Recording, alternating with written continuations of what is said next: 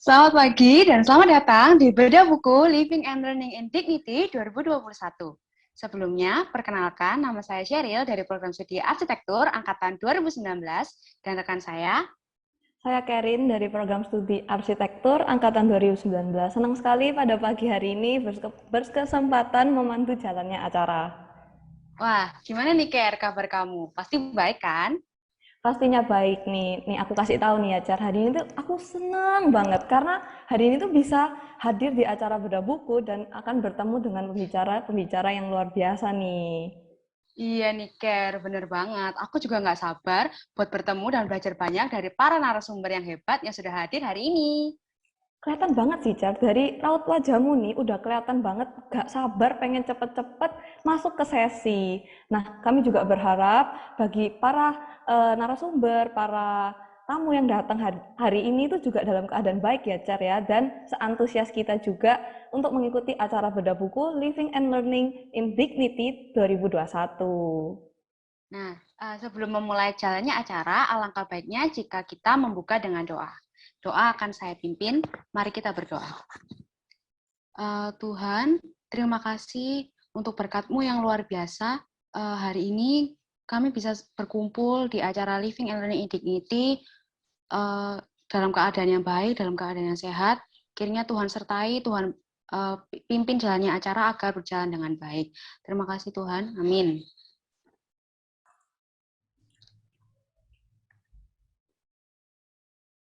Kami mau mengucapkan selamat datang kepada yang terhormat Bapak Dekan Fakultas Teknik Sipil dan Perencanaan UKAPETRA, Dr. Rudi Setiawan, Sarjana Teknik, Master of Teknik. Kepada Dr. Rudi Setiawan, waktu dan tempat kami persilakan untuk memberikan kata sambutan. Baik, apakah suara saya sudah terdengar dengan jelas? Sudah Pak, dengan Sudah, jelas. Pak. Oke, baik. Baik, selamat pagi Ibu, Bapak, dan saudara sekalian. Saya berharap kita semua dalam keadaan sehat dan terus bisa berkegiatan dengan baik. Dalam masa pandemi ini tetap kita bisa melakukan yang terbaik dan tetap bisa memberi dampak buat orang-orang di sekitar kita. Ini merupakan suatu kehormatan bagi saya untuk menyampaikan kata sambutan. Pak Gunawan menyampaikan undangannya sudah jauh-jauh hari, jadi ini adalah suatu kesempatan yang luar biasa dan saya bersyukur juga bisa hadir pada acara Bedah Buku dengan judul Living and Learning in Dignity, House, Apartment, and School Design.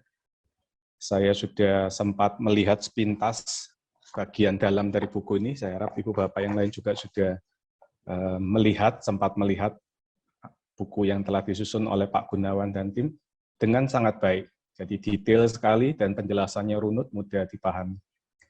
Tema buku ini seiring setujuan dengan visi UKAPETRA, yaitu menjadi universitas yang peduli dan global yang berkomitmen pada nilai-nilai Kristiani. Juga dengan misi UKAPETRA, yaitu memajukan, memberdayakan masyarakat sebagai pengejawantahan nilai-nilai Kristiani melalui kepedulian, wawasan global, teknologi informasi, kualitas, dan unggulan, serta efektivitas efisiensi. Sebagaimana sebagian besar kita ketahui, di Universitas Kristen Petra pada tahun ini kita sedang merayakan Dies Natalis yang ke-60 tahun. Jadi bagi saya, buku yang telah disusun Pak Gunawan dan tim adalah hadiah, salah satu hadiah dari Universitas Kristen Petra untuk masyarakat. Ya.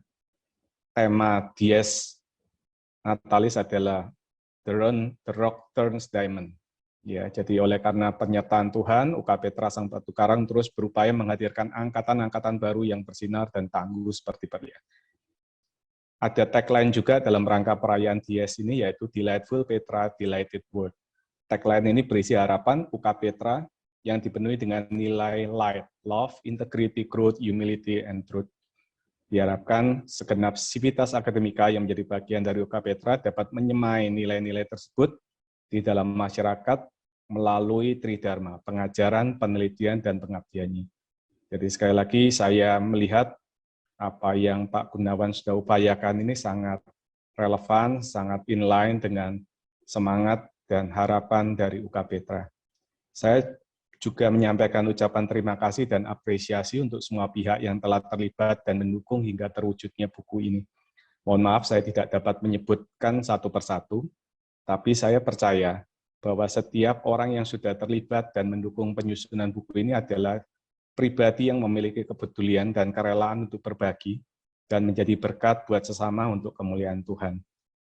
Salah satu harapan saya adalah semoga Pak Gunawan dan rekan-rekan yang memiliki minat dan antusiasme yang sama terus-menerus menghasilkan karya dan terus-menerus memberikan dampak positif bagi masyarakat, terutama dalam implementasi desain inklusif.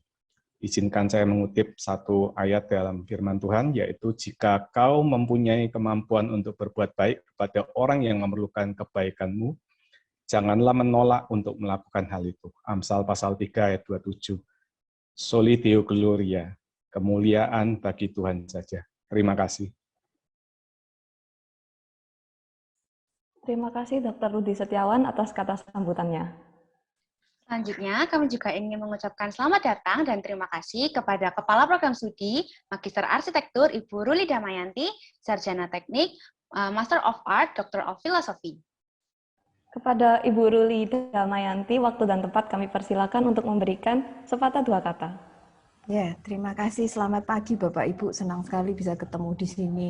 Ada Pak Rudi, Pak Rudi, Bu Dian. Selamat pagi Pak Gun, Bu Arina. Selamat pagi Pak Tutus. Apa kabar Pak? Pak Faisal juga. Selamat pagi. Terima kasih bisa mengenal Bapak Ibu. Dan pertama-tama saya ucapkan selamat Pak Gunte. Ini biasa dipanggil Pak Gunte ya. Sorry ya Pak. Pak Gunte sudah berhasil menelurkan satu buku. Itu suatu prestasi dan impen-impennya kalau jadi dosen gitu kan bisa punya buku. Jadi selamat untuk Pak Gunawan dan rekan-rekan dan terima kasih Magister Arsitektur bisa jadi host acara penting ini Bapak Ibu. Suatu kebanggaan kami gitu. Pasti nanti Pak Gunawan akan memberi manfaat kepada program studi ya baik S1, S2 maupun PPAR nantinya gitu ya. Mungkin saya akan memperkenalkan sedikit tentang prodi S2 Arsitektur yang ya baru juga enggak, lama juga enggak gitu ya Bapak Ibu. 2016 kami berdiri, lalu 2018 kami akreditasi B. Kami sudah punya lulusan sejak 2016 itu, langsung punya mahasiswa. Dan Bapak Ibu kalau tertarik bisa buka di website kami. Visi kami itu tentang arsitektur berkelanjutan Bapak Ibu. Arsitektur berkelanjutan yang kami fokuskan bukan hanya dari teknologinya aja, misalnya green architecture gitu, bukan hanya itu saja Bapak Ibu yang kita sering kenal, tapi juga terhadap kesejahteraan manusianya. Bagaimana manusianya juga bahagia, juga sehat, juga bisa memanfaatkan bangunan itu. Nah, itu sangat Pak Gunte banget ini penelitiannya ini. Living and Learning in Dignity sebetulnya tentang itu. Itu mungkin perkenalan dari saya dan selamat Pak Gunte atas acara ini, semoga lancar semua. Terima kasih atas waktunya. Saya kembalikan ke Sheryl. Terima kasih Bu Ruli. Baik. Terima kasih Pak. Terima kasih Bu Ruli atas penjelasannya. Cer, tadi di awal perkenalan nih, aku sempat mention sama kamu judul dari buku hari ini itu Living and Learning in Dignity. Emangnya ini buku tentang apa sih, Cer?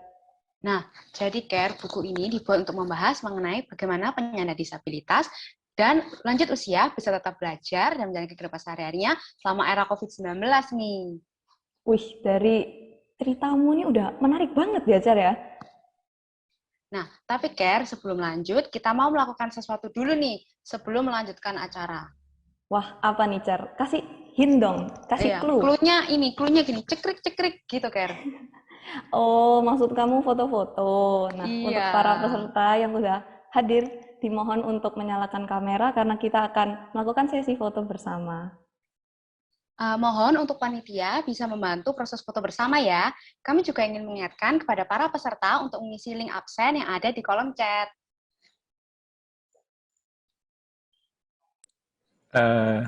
Yang bantu, mungkin sebentar, saya bantu aja kalau gitu.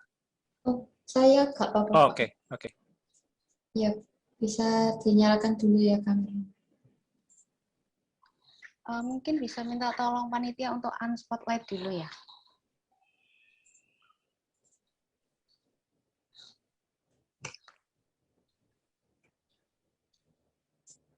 Ini ada 2 slide ya. Saya foto slide pertama dulu. Siap, 1, 2, 3. Oke, slide kedua ya.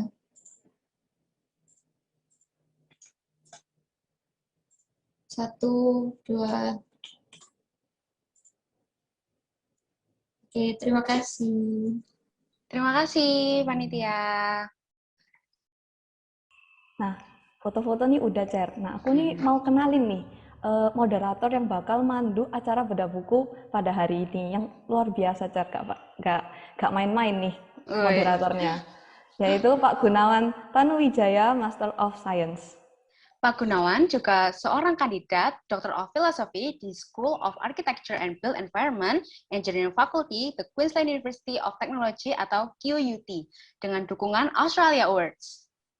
Nah, Pak Gunawan meraih gelar Master of Science di NUS Singapura dan Sarjana Teknik Arsitektur atau ST dari ITB Indonesia. Dia adalah dosen di S1 Arsitektur dan program profesi arsitek di UK Petra. Ia mengajar mata kuliah desain inklusi yang melibatkan penyandang disabilitas, lanjut usia, dan perempuan hamil. Beliau telah bekerja sama dengan mitra internasional seperti UBCA, United Board of Christian Higher Education in Asia, GICA, National Corporation, SIS, National Foundation, dan Habitat. Mari kita sambut Bapak Gunawan Tanuwijaya, Master of Science. Selamat pagi, Bapak Dekan, Bu Dr. Ruli, Bu Dian Wulandari, dan juga para undangan yang tidak kami sebutkan satu persatu. Terima kasih atas atas kehadirannya di bedah buku kami. Pertama-tama saya ingin mengucapkan puji syukur atas pada Tuhan Yang Maha Esa karena buku ini bisa diterbitkan atau kami menerbitkan buku ini. Memang mohon maaf belum kami sebarkan atau belum bisa dijual secara fisik bukunya karena masih sedang dalam proses pencetakan. Baru 20 yang sudah tercetak, kemudian nanti bisa setelah acara ini nanti bisa pesan ke Bu Saras, saya nanti akan berikan linknya, nanti bisa dipesan. Pertama-tama ini kami menceritakan sedikit bahwa buku ini mendukung upaya penerbitan 60 buku untuk 60 tahun Universitas Petra. Jadi seperti tadi Pak Dekan kami sampaikan. Nah, kami mengucapkan terima kasih juga kepada Pak Rektor kami, Prof.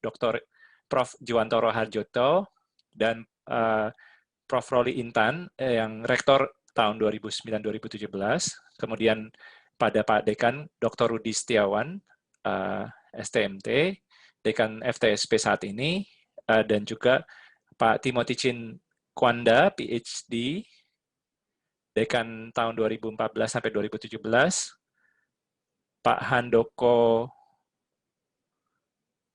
Sugiarto, Dekan 2009 sampai 2013, dan juga kepada Kaprodi Arsitektur Universitas Petra, saat ini Profesor Liliani, Bu Yunike Kristi Yuliono, yang juga PhD kandidat, yang merupakan Ketua Prodi tahun 2014 sampai 2017, dan Bapak Dr. Kandidat Agus Dwi Haryanto, yang merupakan Ketua Jurusan 2009 sampai 2014. Memang ini yang pelindung-pelindung Bapak Ibu yang tadi kami sebutkan adalah pelindung upaya kami dalam program service learning yang kami adakan, yang menjadi bahan baku dari buku ini. Kemudian kami juga mengucapkan terima kasih untuk Dr. Joyce Marcella Lawrence yang menginisiasi mata kuliah ini selama 2 tahun, dan juga tim dosen service learning. Jadi mungkin saya mengkoreksi sedikit Pak Dekan tadi, buku saya ini yang lebih tepat adalah buku kita bersama Pak. Jadi bukan hanya saya yang menyusun, tapi ada Bu Ani Yuniwati, Pak Gusti Nyoman Sulendra, Bu Luciana, dan Prof. Christina Evi Utami yang mendukung dalam prosesnya. Service learning ini berjalan dari 2013 sampai saat ini sebenarnya. Sampai saat ini yang dilanjutkan oleh Bu Prof. Evi. Kami juga berterima kasih untuk Bu Melinda dari BAKP dan beberapa donor seperti United Boards dan JICA. Ya, jadi ini juga merupakan donor kami dan juga dari beberapa staf LPPM, mungkin kami tidak sebutkan satu persatu, tetapi khususnya Bapak Yohanes Budi Cahyono yang membimbing service learning ini, dan Budian Wulandari juga untuk dari Perpustakaan UK Petra yang memfasilitasi kami dalam diskusi ini. Terakhir mungkin kami mengucapkan terima kasih untuk narasumber pribadi Bu Lili Gonia, Pak Abdul Syakur, Bu Paulina Mayasari, Pak Tutus, Bu Desi, Pak Haryono, dan Pak Eka Christian, juga kepada organisasi disabilitas yang atau sekolah yang membantu kami, YPAB, YPAC, BILIK, atau Bandung Independent Living Center, dan SLB Siswa Budi. Juga ada partner universitas, yaitu Departemen Arsitektur ITS dan Arsitektur ITB yang membantu juga dalam buku ini. Oke, terima kasih. Mohon maaf ini sambutannya panjang karena memang banyak sekali yang membantu. Jadi saya jujur kalau tidak menyebutkan ini saya tidak lengkap gitu ya. Jadi mohon maaf agak bertele-tele di sana. Saya juga izin membagikan slide kami. Apakah MC bisa terlihat? Bisa, Pak. Bisa, Pak. Oke. Tapi belum full screen. Oke. Sekarang sudah Ya, full oke. screen. Sudah ya, full screen ya. Oke, Iya, terima kasih. Full, Pak. Oke, saya akan lanjutkan. Mohon maaf ini agak panjang sedikit. Harusnya tidak terlalu lama. Ya, jadi mungkin saya jelaskan sedikit bahwa buku ini sebentar saya mundur dulu mungkin. Nah, buku ini saya tulis bersama 6 orang tim yang lain, yaitu Pak Stephen Yona Loanoto, MARS, yang hari ini juga hadir. Nanti saya akan panggil sedikit untuk berbincang-bincang. Bu Saraswati, yang tentu saja mendesain sampulnya sangat cantik sekali. Ini Ibu Saras ini ibu rumah tangga, pengusaha desain grafis juga, jadi menarik sekali ya. Pak Ahmad Fauzi Rohman dan Bu Nadia Maya Ardiani adalah tim bahasa, tim ahli bahasa, dan satu lagi editor atau tim penulis berikutnya adalah Samantha Isabella Ongkowijaya. Saya mungkin sedikit membahas tentang bukunya sebelum saya memperkenalkan pembicara. Yang menarik dalam buku ini apa sih yang menarik? Yang menarik adalah kami merekam 8 desain bangunan, 5 itu adalah rumah, 1 adalah apartemen, 1 lagi sekolah, 6 rumah, 1 apartemen, 1 lagi sekolah. Ya. Nah, yang menariknya adalah kami melakukan dalam penyusunan buku ini kami melakukan service learning. Jadi apa yang maksudnya service learning adalah kami melibatkan para mahasiswa dan saya pribadi juga terlibat dan tim juga tim dosen yang tadi saya sebutkan itu terlibat dalam service learning dan riset rumah dan sekolah yang akses buat disabilitas. Ini kami kerjakan 2015 sampai 2016. Tetapi kemudian kami lanjutkan dengan proyek-proyek yang lain. Nah, yang menarik juga ini nanti ini adalah Pak Faisal Rusdi, narasumber kita yang keempat. Nanti kami melakukan workshop ini di Surabaya. Jadi yang 2 foto pertama ini, maaf, ini foto sebelah kiri adalah rekan-rekan disabilitas, rekan-rekan mahasiswa ini bukan disabilitas, tapi rekan-rekan mahasiswa yang mencoba menjadi disabilitas. Kemudian yang sebelah kanan ini adalah rekan-rekan mahasiswa kami membantu Pak Tutus dan para guru di YPAB untuk merasakan desain atau berdiskusi tentang desain sekolah yang akses. Ya.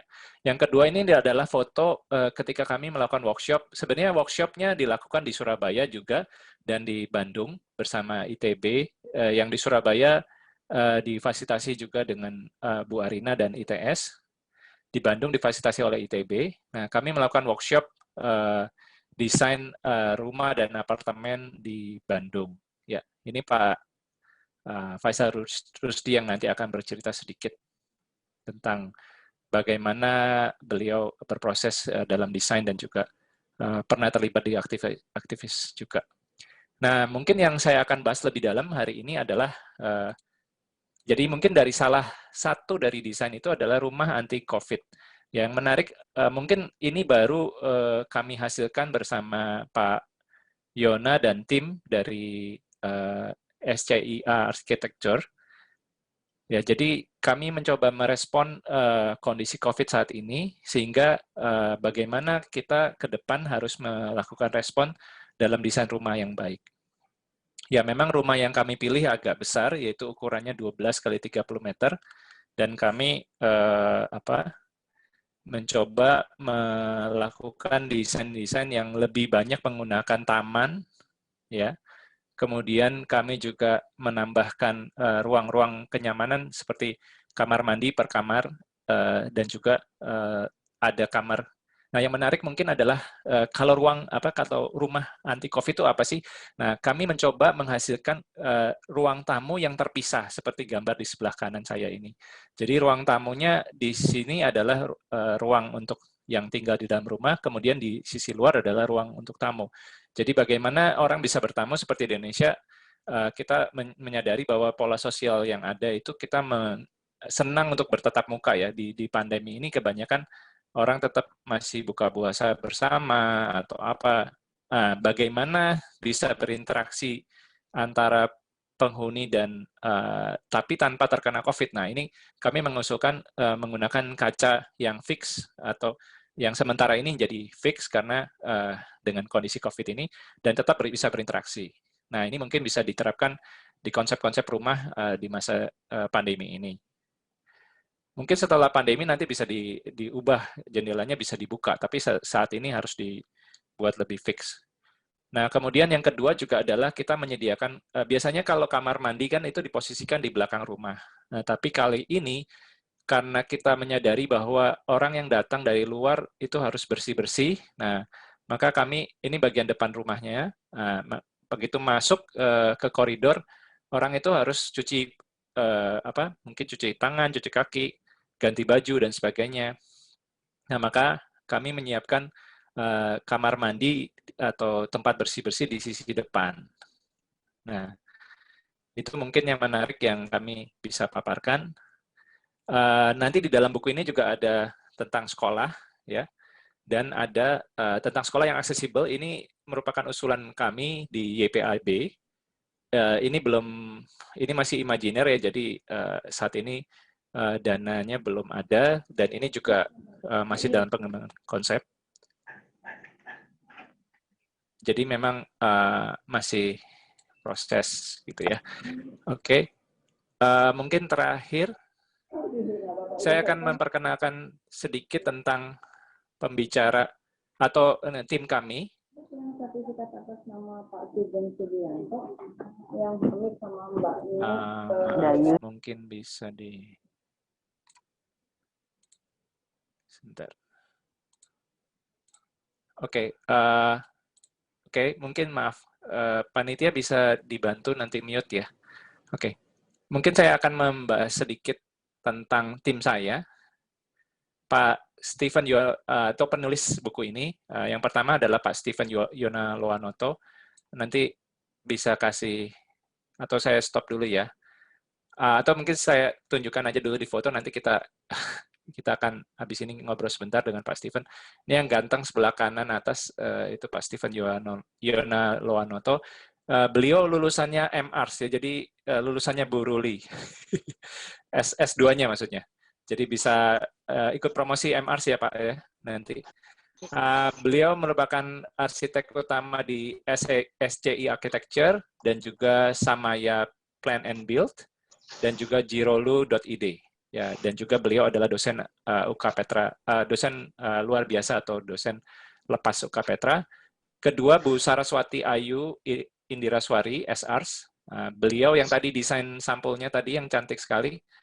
Beliau adalah pendiri Studio Kata, dan nah ini kalau mau pesan undangan silakan, Studio Undangan Pernikahan dan Desain Surabaya. Beliau mengajar di Universitas Petra dan membantu beberapa penelitian kami.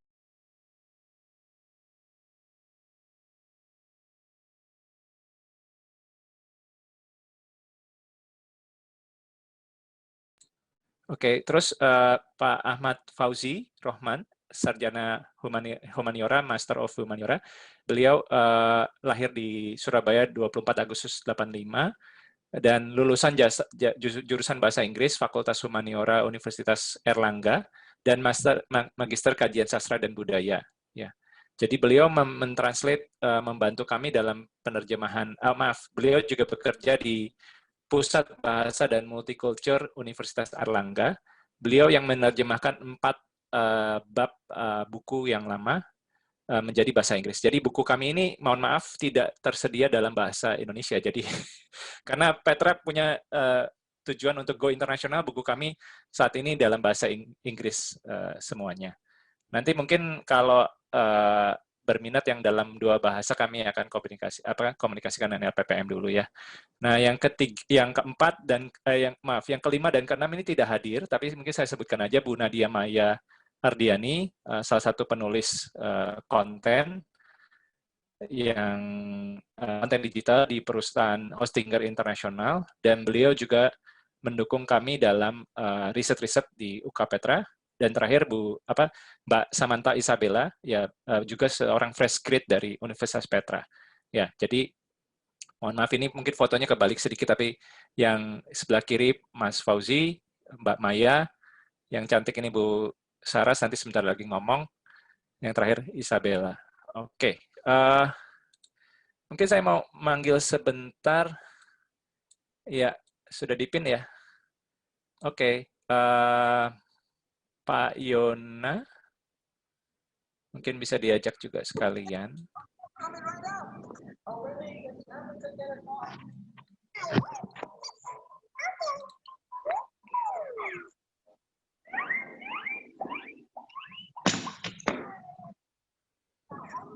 Oke, ya silakan. Mungkin saya mempersilahkan dulu Pak Yona, Pak, silakan di-share sedikit. Kira-kira bagaimana pengalamannya? Dulu jadi mahasiswa, kemudian sekarang jadi partner dosen ini. 1-2 menit ya, Bu, Pak ya. Oke, ya. Oke, pagi semua. Semoga sehat-sehat. Salam sehat selalu. Jadi ya saya bersyukur sebenarnya bisa kolaborasi ya sama Pak Gunte. Jadi memang sebuah perjalanan panjang ya. Jadi untuk dulu ya saya salah satu mahasiswanya Pak Gunte yang ikut desain inklusi juga. Jadi cukup belajar banyak gitu. Dan ketika S2 belajar banyak dari Bu Ruli juga. Dan sangat menariknya memang pemikiran ya merubah changing mindset itu penting gitu ya. Jadi pemikiran merubah bahwa sustainable itu bukan cuma ngomong tentang teknologi gitu, bukan cuma ngomong tentang hemat energi, tapi manusianya gitu.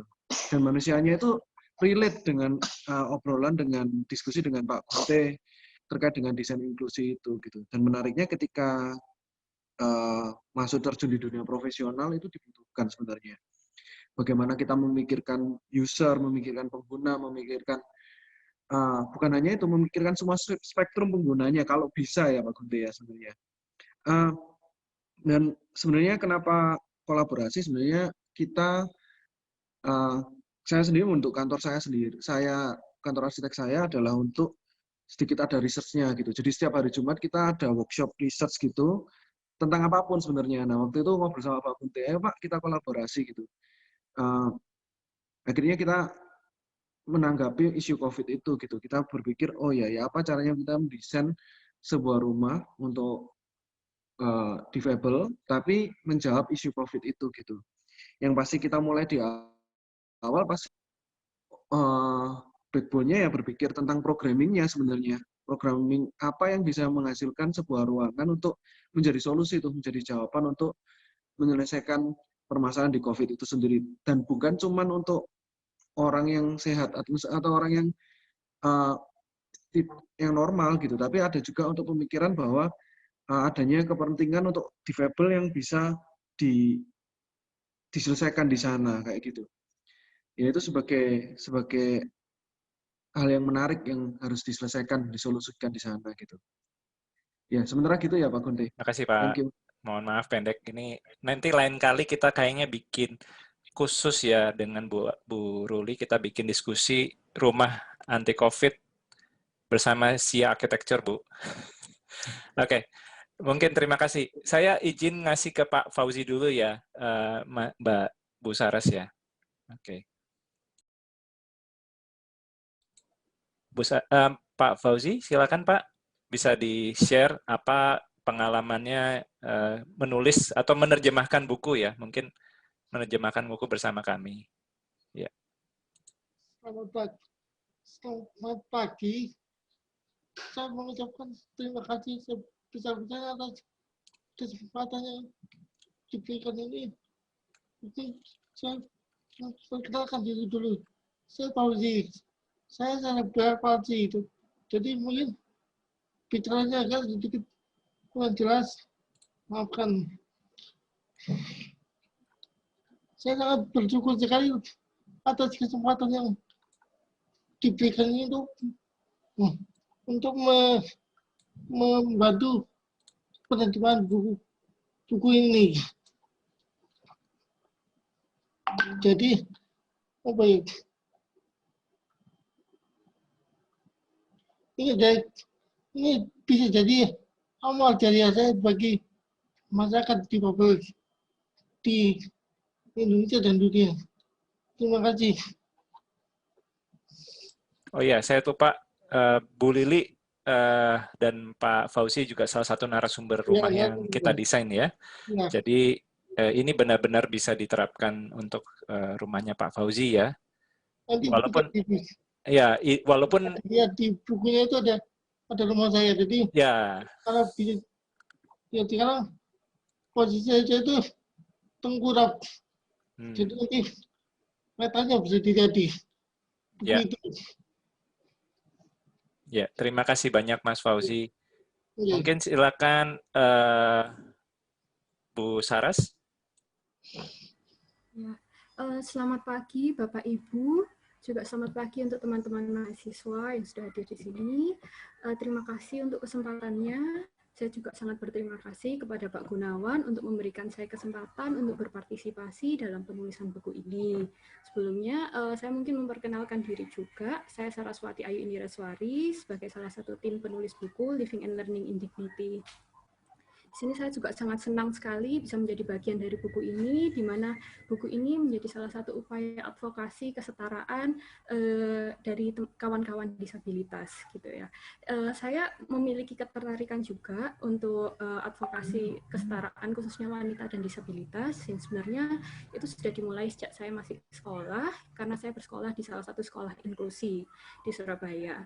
Kemudian sejak kuliah saya juga sudah berusaha menyalurkan ketertarikan saya tersebut dengan mengambil tema tugas akhir juga pemberdayaan wanita, khususnya wanita dengan penyakit mental. Setelah lulus saya juga berkesempatan untuk membantu Pak Gunawan di Service Learning Desain Inklusi Universitas Kristen Petra, di mana di sana saya berpartisipasi juga melakukan banyak riset yang diajak Pak Gunawan bagaimana mewujudkan suatu bangunan yang aksesibel. Selain itu saya juga mempunyai lokal bisnis atau bisnis kecil, di mana saya memberdayakan wanita-wanita dari keluarga yang mohon maaf kurang mampu di sekitar saya, gitu. Termasuk penulisan buku ini juga menurut saya adalah suatu upaya advokasi kesetaraan hak dari penyandang disabilitas dan bagaimana arsitektur bisa mendukung kemandirian penyandang disabilitas.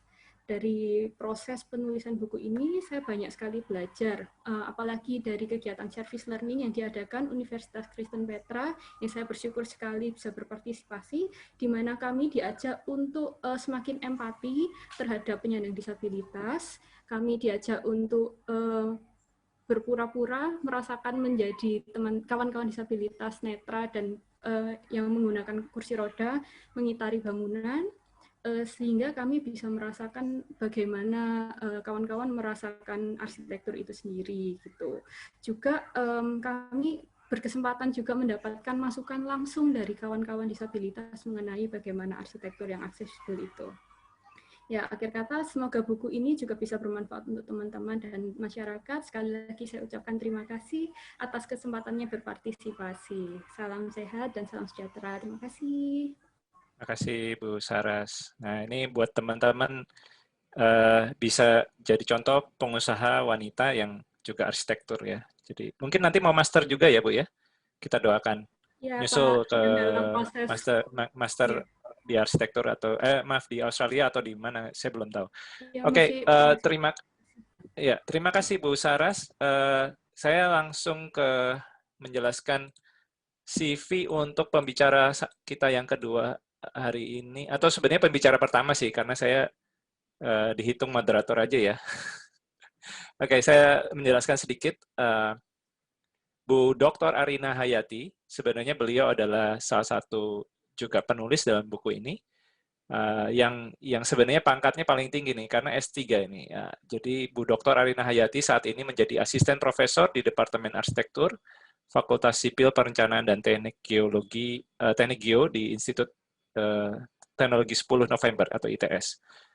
Beliau mengeksplorasi hubungan antar arsitektur dan disabilitas dan berfokus pada bidang arsitektur dan studi perilaku lingkungan atau environmental behavior study dan desain inklusif juga. Ia juga terlibat dalam berbagai proyek penelitian yang didanai ITS dan Kementerian Ristek dan beberapa dana lainnya. Ia juga berpartisipasi dalam UN Habitat 3 di Quito dan Ekuador, World Urban Forum 9 di Kuala Lumpur, dan Indonesian Development Forum di 2019 di Jakarta. Sejak 2018,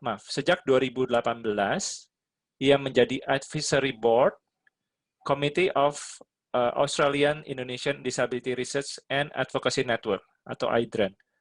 Ya, terima kasih atas kesempatannya. Silakan Bu Arina memaparkan. Mungkin terakhir, Bu Arina ini teman yang bisa diajak diskusi untuk riset dan juga S3 ya. Jadi luar biasa. Mungkin saya usul nanti juga ke Pak Dekan dan Bu Ruli bisa ngajar di magister juga ya Bu ya. Terima kasih. Silakan Bu, waktunya. Pak Gunawan. Ya, terima kasih Pak Gunawan. Selamat pagi. Assalamualaikum warahmatullahi wabarakatuh. Terima kasih. Selamat pagi juga untuk Bu Ruli, Pak Dekan, kemudian Bu Dian. Sampai ketemu lagi kami. Ini langsung aja ya Pak, karena tidak ada skrip dan saya juga tidak ada PPT. Saya sangat berterima kasih. Ya, saya berterima kasih sekali untuk Pak Gunawan karena ini kesempatan besar bagi saya, terutama setelah saya lulus S3 gitu. Jadi saya bertemu Pak Gunawan ini sebenarnya tidak sengaja ya Pak. Jadi Ibu Pak Gunawan, Bu Joyce ini dulu teman satu kampus gitu. Jadi Bu Joyce, saya lulus 2014 dan kemudian Bu Joyce menginformasikan topik penelitian saya di S3 itu ke Pak Gunawan gitu. Jadi saya sebenarnya cuma mendengar Pak Gunawan, nama besar Pak Gunawan, dan saya kira dulu fokusnya Pak Gunawan urban design ya Pak. Saat ya Bu, ada memang kaitannya. Ya. Kemudian 2015 saya dihubungi Pak Gunawan dan ada satu kesempatan yang luar biasa untuk kemudian saya diberikan kesempatan untuk berkolaborasi gitu. Jadi sebagai informasi, saya juga penyandang disabilitas. Jadi saya penyandang disabilitas sejak umur 6 bulan. Saya polio 2 kaki gitu. Jadi saya kalau berjalan menggunakan 2 kruk. Tapi kalau sekarang kalau jauh perjalanannya saya sudah menggunakan kursi roda seperti itu. Pengalaman 2015 itu seingat saya ya memang untuk mendesain 6 rumah itu ya Pak Gunawan kalau tidak salah. Saya mengingat kembali gitu. Jadi hanya 5 rumah Bu, 1 5 rumah ya. Apartemen, 1 sekolah. Apartemen. Oh ya benar. Ya, 5 rumah. Yang terakhir ini baru. Ya baik.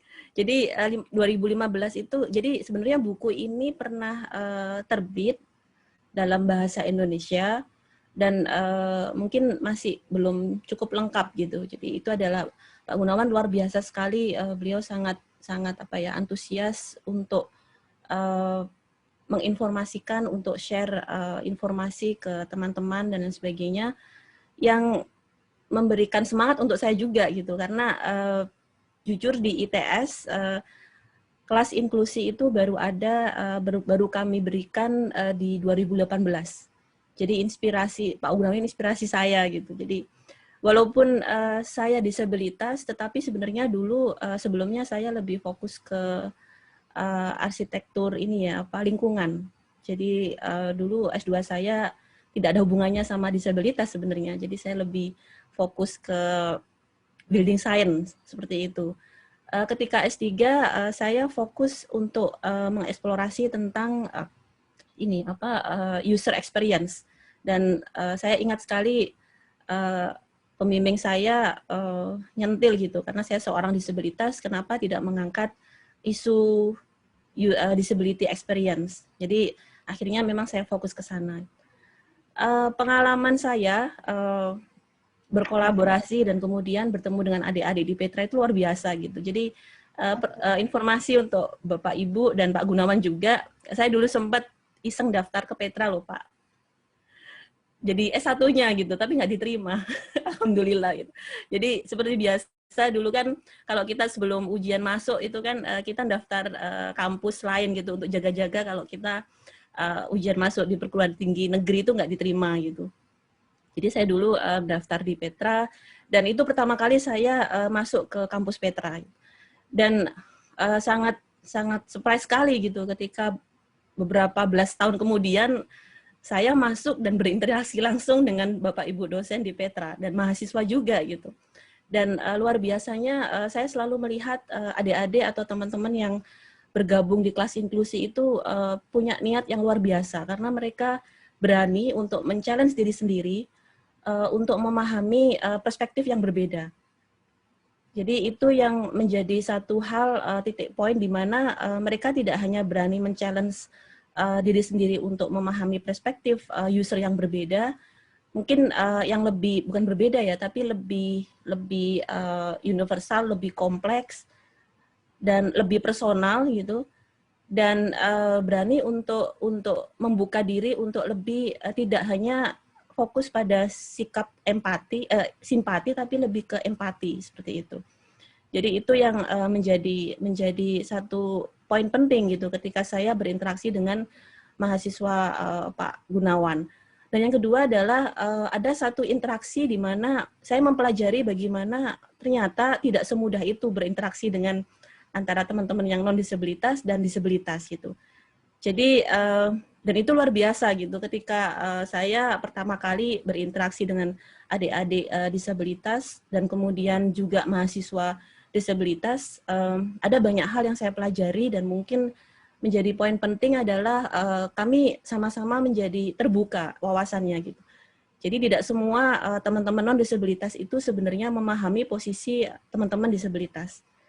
Dan Bapak Ibu, mungkin saya informasikan, walaupun prinsip-prinsip desain inklusif atau desain universal itu sudah ada, tapi ternyata hal yang menarik adalah ada semacam informasi atau pengetahuan yang sebenarnya bisa dikembangkan dari persepsi dan perspektif masing-masing individu. Dan itu yang menjadi poin menarik menurut saya yang masih perlu untuk terus dikembangkan. Karena kalau kita hanya fokus pada prinsip, sebenarnya manusia sangat kompleks ya Pak Gunawan, adik-adik dan mungkin semua. Jadi menarik gitu melihat sisi personal, sisi persepsi pengguna, kemudian kita memahami itu sebagai referensi untuk memperkaya library pengetahuan kita gitu. Itu yang mungkin saya highlight di sini. Jadi sekali lagi saya berterima kasih untuk Pak Gunawan, untuk Universitas Petra yang sangat memberikan peluang dan kesempatan untuk berkolaborasi sampai sekarang, Pak Gunawan. Jadi semoga nanti ke depannya kami bisa lebih giat untuk bisa lebih terinspirasi dari Pak Gunawan, terutama untuk membuat buku juga itu. Dan luar biasa Pak, terima kasih banyak, dan semoga nanti ke depannya kita tetap selalu terus berkolaborasi dan saling mendukung untuk segala kegiatan dan acara. Mungkin demikian Pak Gunawan dari saya. Terima kasih banyak waktunya. Terima kasih Bu Arina. Jangan kemana-mana dulu Bu, sebentar. Cuman koreksi aja, rasanya bukan saya inspirasinya Bu, kayaknya ada senior kita Bu. Prof. Ika Putra juga ya Bu ya. Terus Oh iya, juga betul. ada Senior kami. beberapa senior kita ya Bu ya. Saya sebenarnya betul. mungkin melangkah lebih awal Bu, karena Pak Dekan dan pimpinan mendukung ya. Nah, kemudian menularkan ke ITS. Jadi sekarang kita punya 2 mata kuliah ya Bu ya. Jadi satu di Petra, satu lagi di ITS. Jadi sama-sama desain, ya mungkin kata-katanya tidak sama persis, tapi desain inklusi ya Bu ya. Terima kasih atas sharingnya Bu Arina. Ini jujur aja Bu Arina harusnya guru saya, bukan saya yang menginspirasi, malah justru Bu Arina yang guru saya. Terima kasih Bu atas waktunya. Nanti kita tanya jawab nanti di setelah Pak Faisal Rusdi ya Bu ya. Jadi harap jangan kemana-mana, bisa break dulu, tapi kita akan sambung sebentar. Oke, terima kasih. Saya mohon bantuan. Oke. Rekan-rekan, kita akan memutarkan video dan juga mungkin memberikan waktu untuk JBI break dulu sebentar. Ya. Capek ya Mas ya? Oke, silakan diputarkan.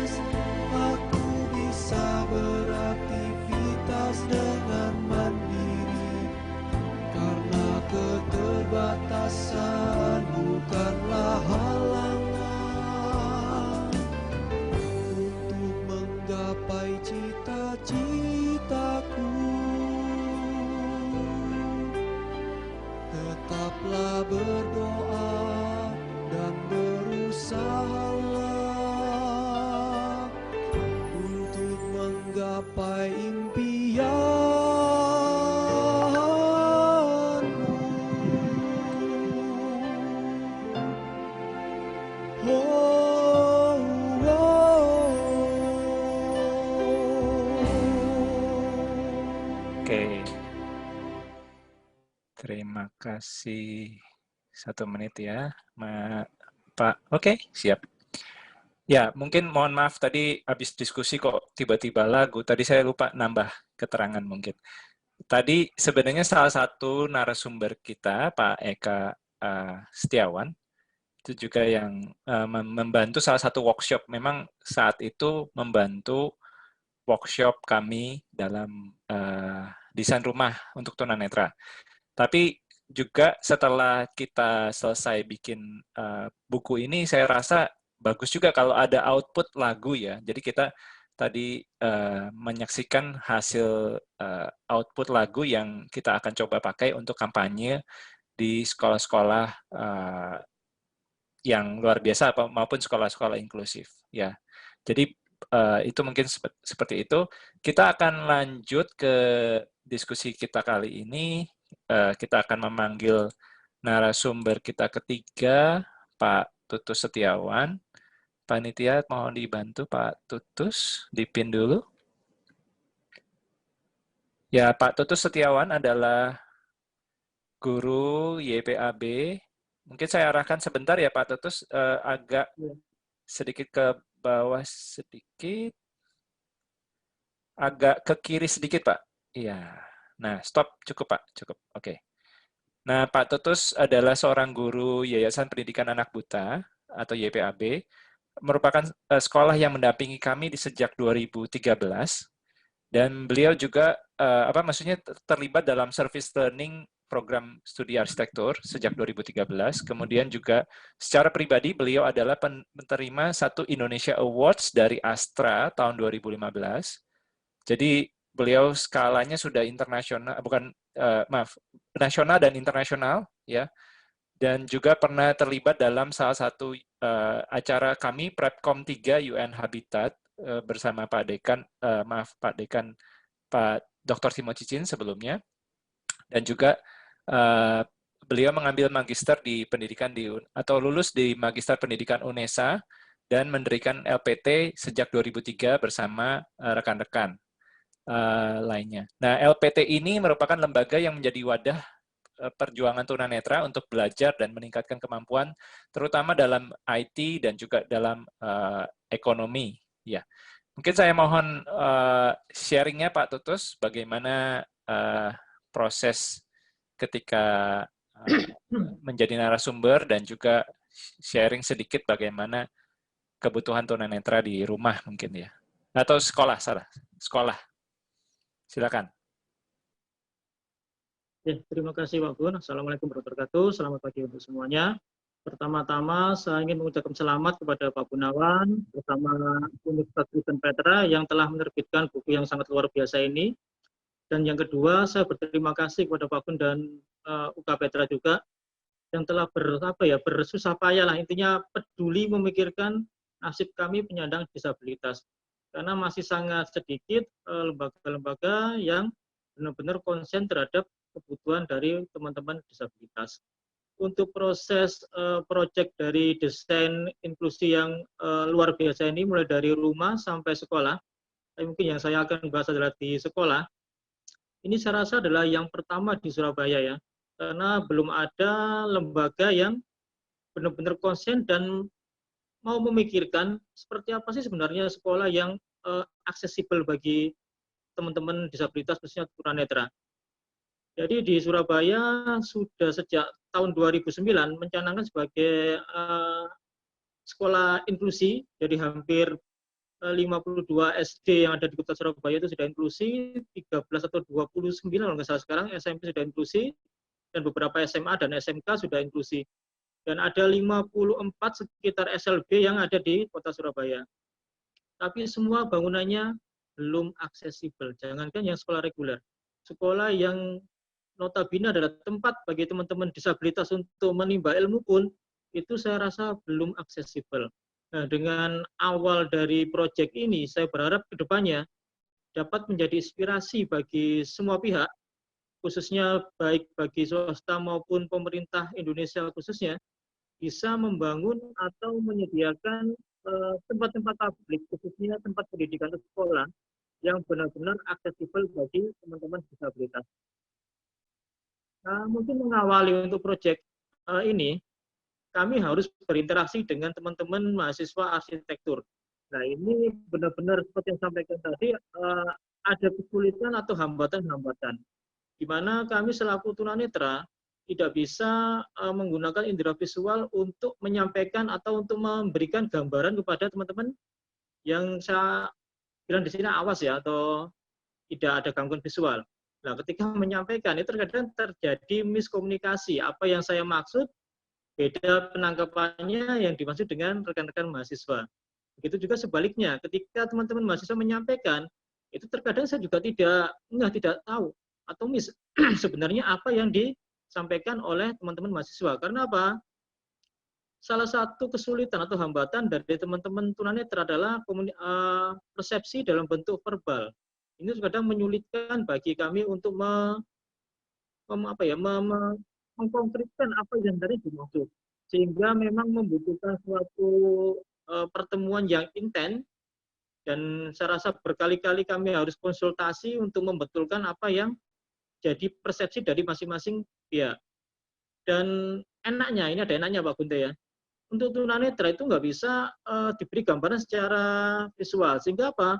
Satu sama lain harus saling bersentuhan, jadi dikit-dikit pegang tangan, dirabakan, bentuknya seperti apa. Nah, itu yang harus sering dilakukan. Itu bedanya bagaimana menjelaskan dengan tunanetra sama disabilitas lainnya.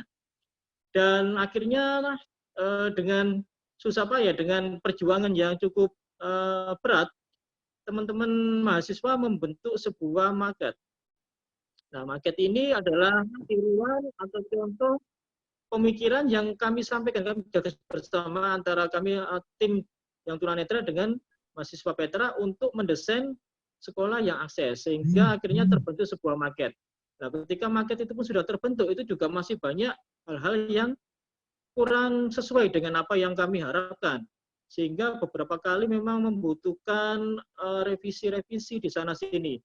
Dan setelah proses itu berjalan, beberapa waktu lamanya akhirnya terbentuk konsep yang paten, bagaimana sih lingkungan sekolah yang akses bagi teman-teman disabilitas khususnya tunanetra.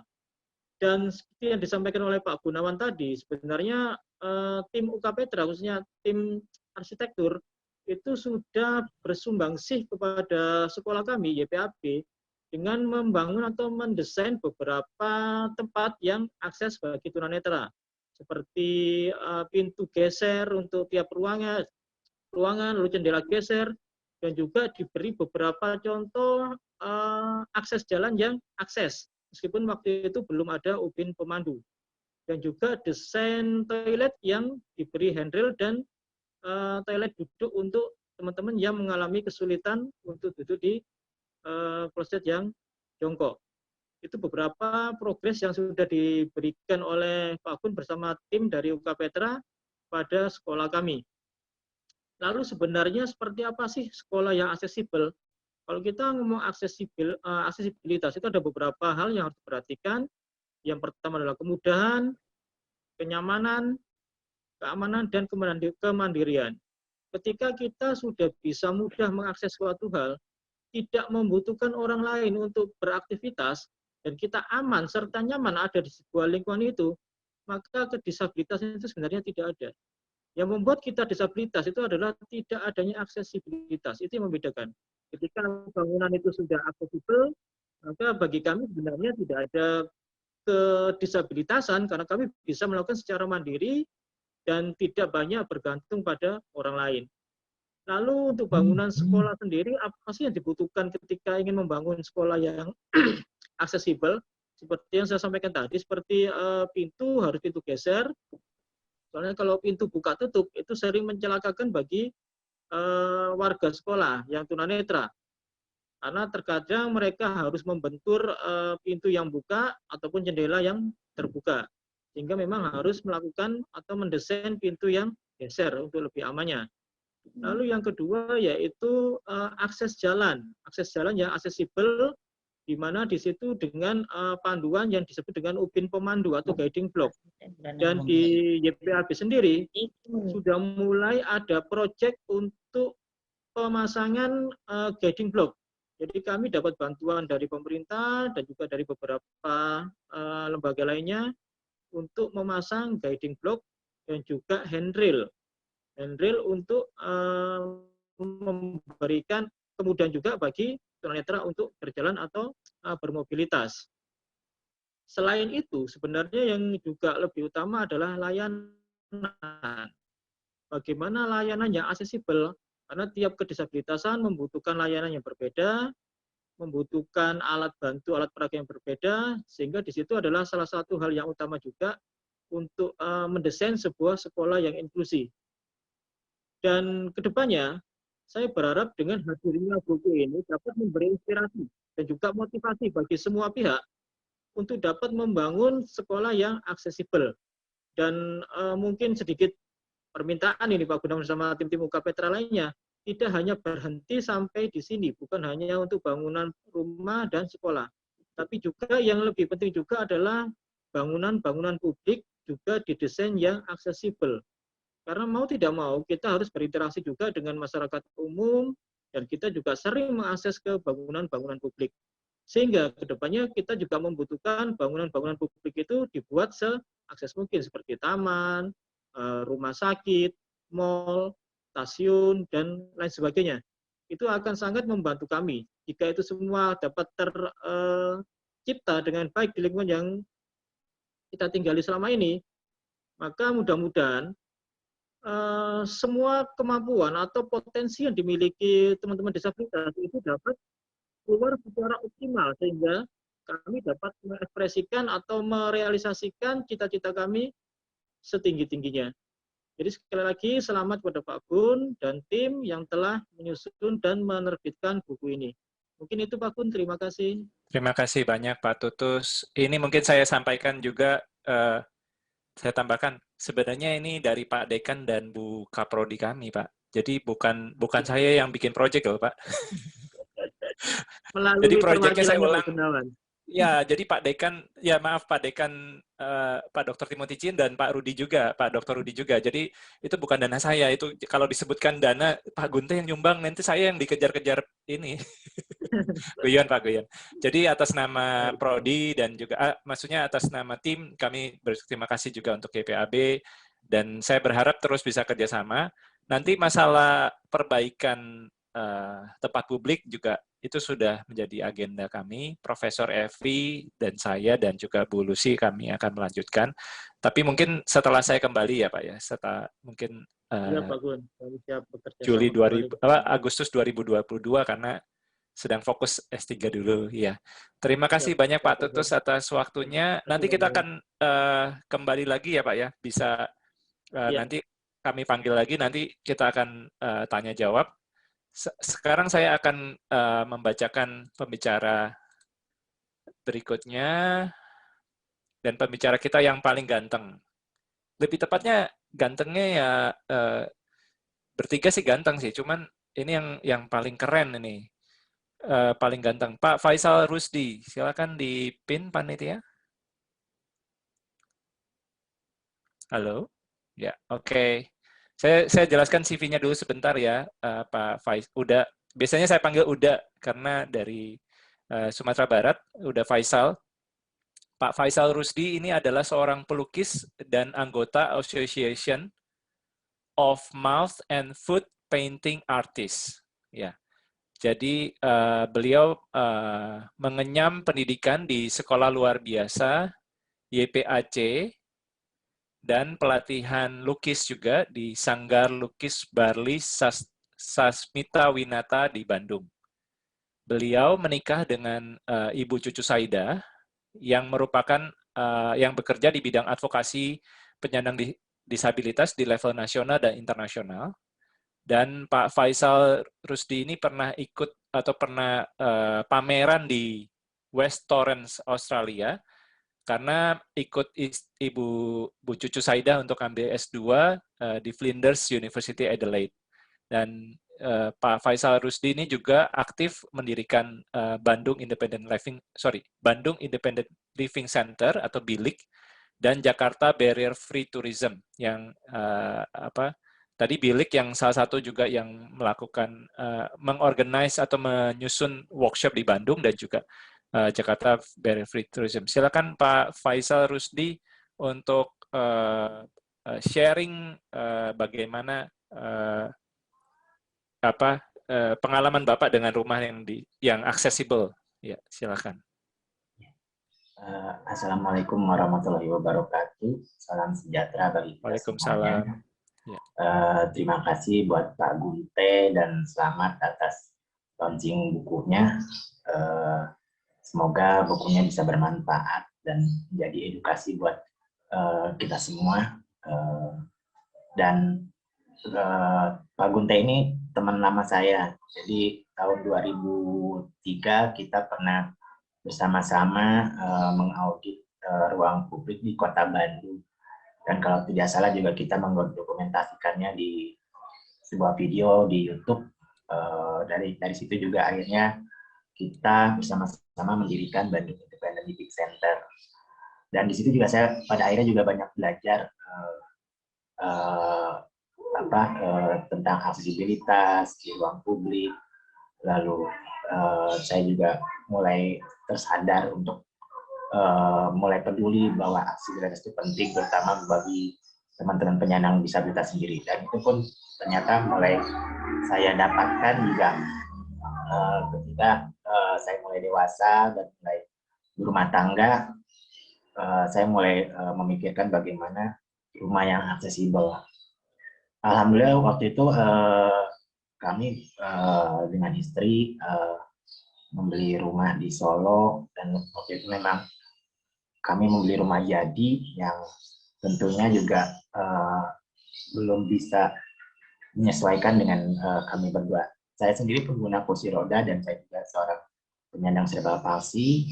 Istri saya juga pengguna kursi roda. Jadi tentunya kami waktu itu juga harus bagaimana menseleksi untuk bisa membeli rumah yang bisa mendekati agar kami bisa bermobilitas di dalam rumah itu sendiri. Nah, yang terpenting sebenarnya dalam rumah itu sendiri yang urgent bagi kami itu, terutama buat pengguna kursi roda itu, bagaimana kamar mandi atau toilet agar bisa diakses buat pengguna kursi roda. Dan itu yang paling kami jadi poin untuk gimana satu rumah itu harus punya kamar mandi atau toilet yang aksesibel. Bisa dibayangkan di ruang publik sendiri kami sulit untuk bisa mendapatkan toilet yang aksesibel ya. Dan harapan kami ketika kami berkunjung ke rumah orang pun biasanya kami berharap ada toilet yang aksesibel atau kamar mandi yang aksesibel agar kami bisa mengaksesnya. Nah, itu kami bertahap. Waktu itu kami membangun kamar mandi yang aksesibel di mana ada kloset duduk tentunya, lalu ada handrailnya di kanan kirinya, lalu bagaimana shower bisa terjangkau, bisa dinaikin turunkan, itu tentunya. Dan yang paling terpenting di sini kadang-kadang orang juga belum begitu ngeh ya atau sadar bagaimana lantai kamar mandi.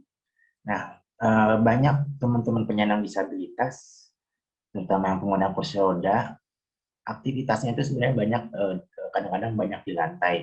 Mungkin kayak tadi Mas Ahmad Fauzi ya, itu mungkin menurut saya juga banyak aktivitasnya di bawah lantai. Nah, bagaimana ketika memasang satu lantai ini, kalau saya biasanya lantai ini harusnya licin itu karena biar memudahkan kami untuk merayap misalnya.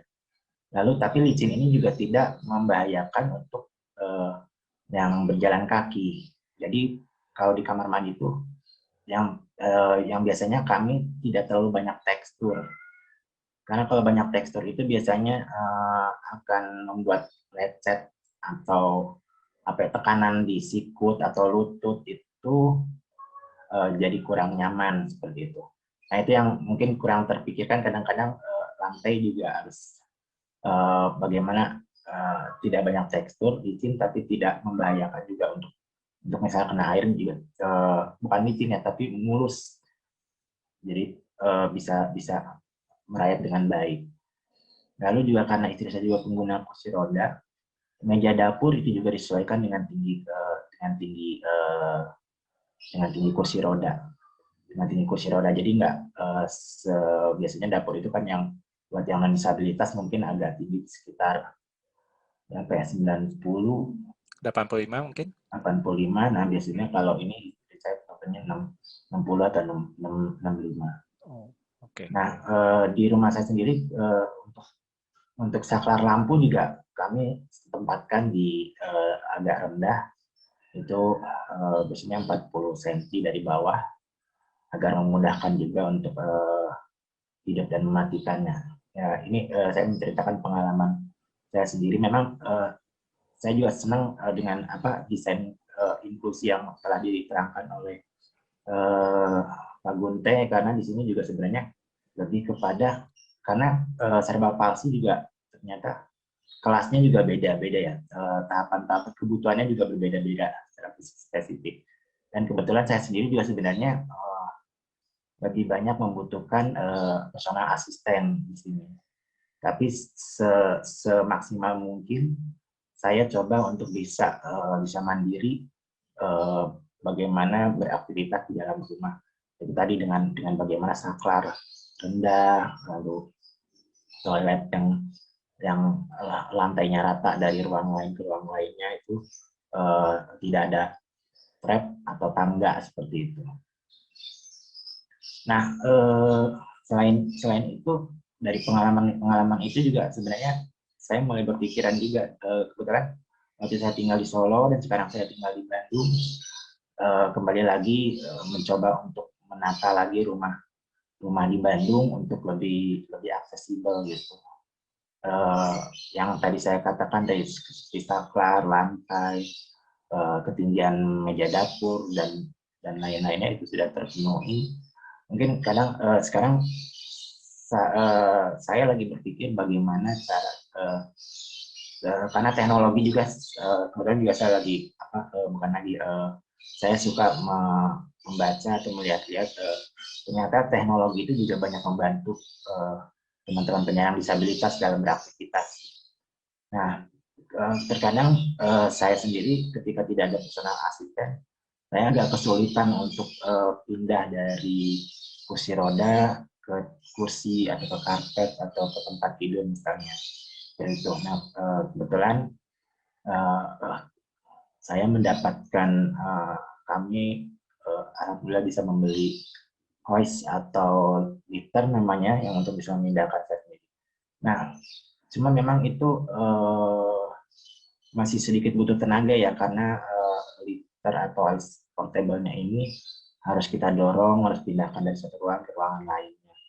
Nah, saya berpikiran dalam satu rumah itu untuk teman-teman penyandang disabilitas yang memang harus yang tidak bisa transfer sendiri, bagaimana caranya untuk bisa merancang sailing lift namanya. Sailing lift itu jadi ada semacam rel di atas langit-langit yang bisa diarahkan kemanapun, lalu ada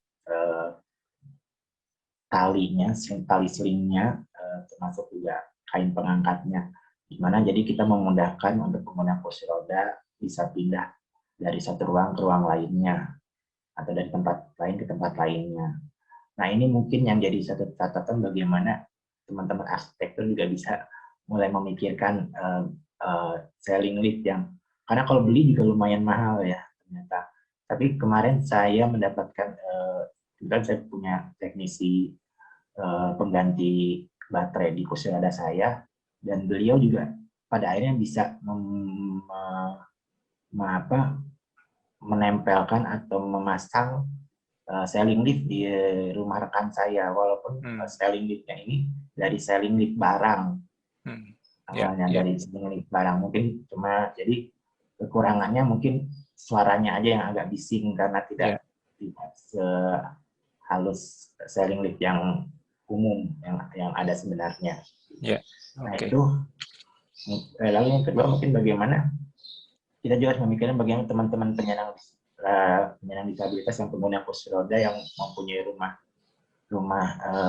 tingkat 2 tapi lahannya kecil. Nah, itu bagaimana untuk bisa naik ke atas, karena misalnya tangganya juga tidak memungkinkan untuk dipasangkan inline seperti itu. Yang saya pikirkan sekarang ini mungkin bagaimana ada sebuah kursi bisa naik secara vertikal seperti mungkin kayak mainan-mainan yang di depan itu saja mungkin. Terima kasih banyak. Pengalaman saya dan mungkin harapan-harapan saya ke depannya teman-teman penyandang disabilitas yang beraktivitas di rumah bisa lebih mandiri lagi dan memudahkan untuk bisa beraktivitas. Terima kasih. Terima kasih ya. Mungkin akhirnya jadi bagus Pak Faisal. Mungkin saya juga pas ada Pak Dekan dan Bu Ruli, siapa tahu dengan penyampaian seperti ini nanti bisa ada kolaborasi sipil, arsitek, mesin gitu ya. Jadi bukan hanya orang arsitek. Jujur kalau udah masalah mesin saya itu gaptek gitu ya. Oh ya, satu lagi mungkin Pak Gunte. Ini sesuai pengalaman saya waktu di menemani istri saya di Australia sekolah. Waktu itu kita juga jalan secara backpacker di 4 kota. Dan mau nggak mau kami juga harus menginap di sebuah hotel karena tidak ada pendamping buat saya sendiri. Jadi kadang saya harus minta tolong ke pihak hotel atau mau ke orang yang ada di dekat untuk pindah. Nah, saya kepikiran juga mungkin ini juga sebenarnya penawaran sharing lift ini juga bisa digunakan di hotel-hotel di Indonesia. Jadi mulai dibangun kamar aksesibel tapi sudah dilengkapi sharing lift juga.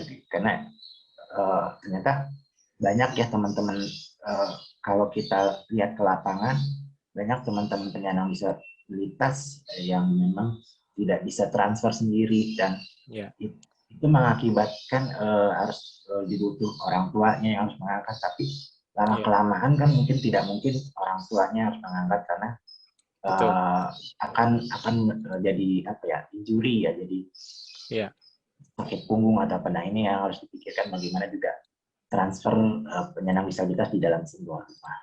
Betul Pak. Terima kasih atas pemaparannya.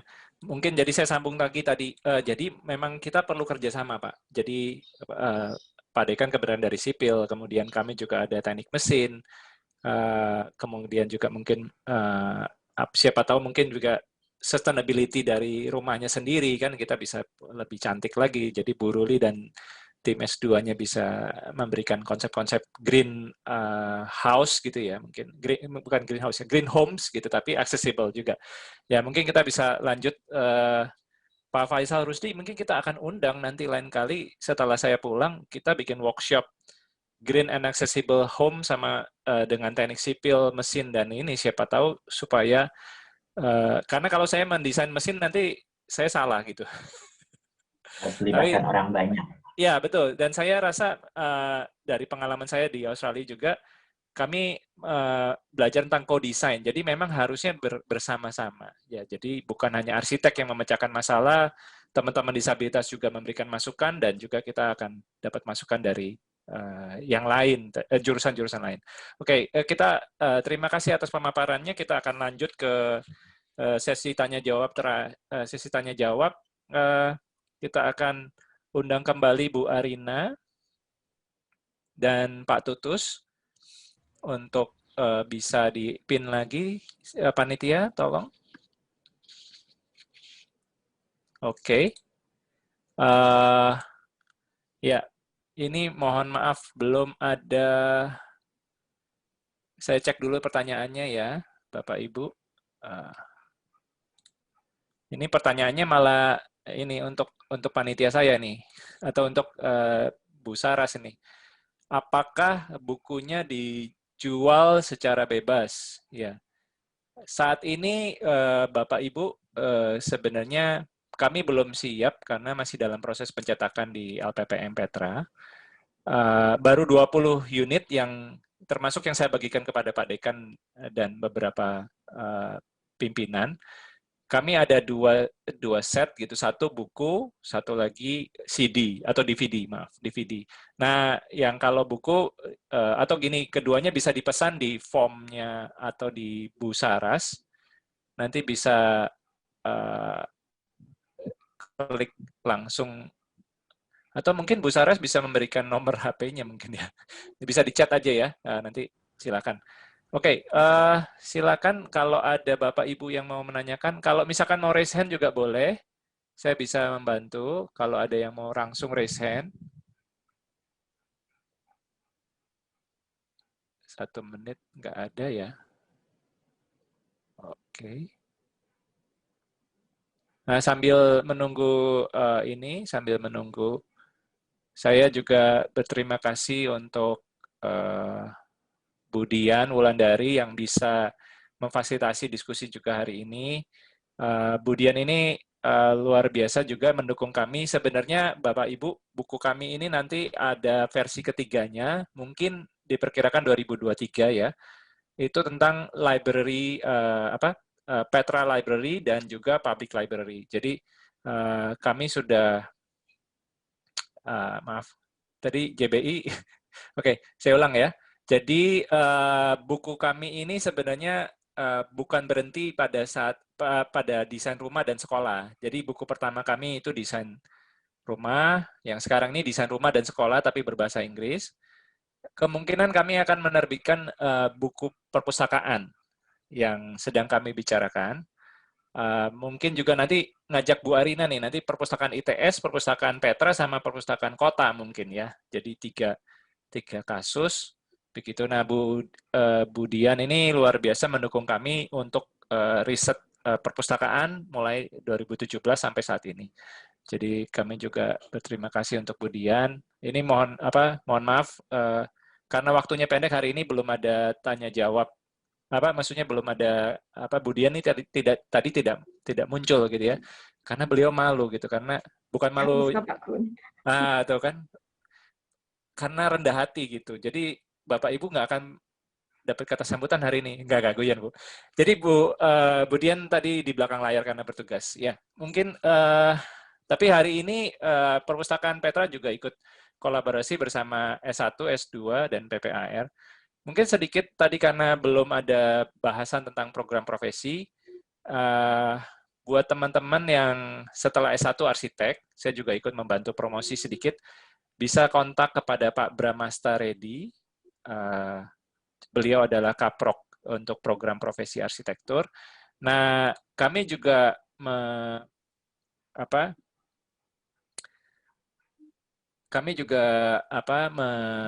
melatih untuk program yang lebih aplikatif ya, terutama di profesional arsitek. Jadi kalau yang S2 seperti Bu Ruli dan para mahasiswanya kan untuk mengarah ke dosen dan memang juga profesional arsitek tapi ke keilmuan yang lebih nanti mungkin Bu Ruli bisa nambahin ya Bu ya, tapi lebih master ya. Nah, kalau kami itu lebih ke arsitek aplikatif ya. Jadi itu pertanyaan ini saya sudah dapat dari Bu Ruli Damayanti dan Pak Tutus.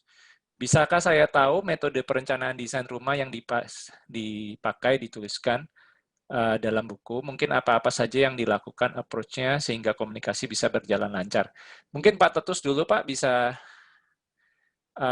atau saya sedikit ya Pak ya. Kalau menurut kami, kami melakukan metode diskusi Bu, itu biasanya, atau pertama biasanya selalu simulasi dulu, karena biasanya kami memaksa anak-anak mahasiswa saya itu untuk menjadi pura-pura disabilitas. Kemudian dari situ kami melakukan observasi ke rumahnya para narasumber, ya bisa Pak Tutus, bisa Bu Arina, bisa. Kalau Pak Faisal Rusdi saat itu tidak terlibat, tetapi dalam workshop berikutnya atau dalam lokakarya biasanya kami mengundang para narasumber yang lain. Ya, misalkan Pak Faisal Rusdi, Bu Arina. Setelah kami melakukan sebuah desain, kami memaparkan dan menerima masukan dari para narasumber yang lain. Mungkin yang menarik kalau untuk Pak Tutus, waktu itu kita membuatkan maket ya, dan juga kita melakukan simulasi, misalkan pura-pura tinggi pintu, tinggi signage, tinggi handle pintu, misalkan tinggi apa. Nah, itu kami pura-pura bikin di YPAB gitu ya. Karena tidak bisa bikin langsung, karena cukup mahal, kami bikin mock-up pura-pura dari kayu bekas atau apa.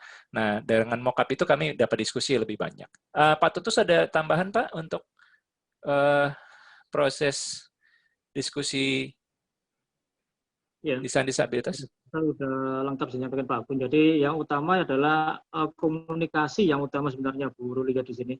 Ketika kami yang sama-sama tadi bahwa komunikasi yang intens ini adalah kunci untuk mentransfer apa yang saya harapkan dengan apa yang bisa dikerjakan oleh tim-tim atau mahasiswa arsitek. Itu yang sangat utama. Karena seperti yang saya sampaikan tadi, terkadang kendala kami adalah di komunikasi. Ketika kami mengharapkan yang A, ternyata penangkapan dari teman-teman mahasiswa B.